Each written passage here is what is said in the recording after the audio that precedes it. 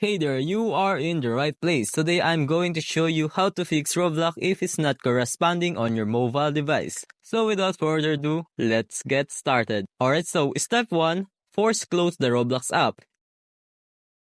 Step 2, restart your mobile device to clear any temporary issues. Another way to fix this is make sure your Roblox app is updated.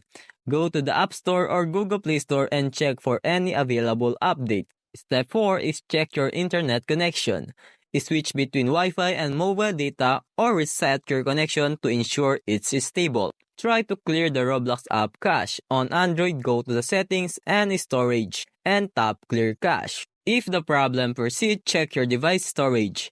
Make sure you have enough free space for Roblox to run smoothly. And that's it. By following this step, you should be able to fix Roblox not corresponding on your mobile device. I hope this video helped you out. Thanks for watching and take care.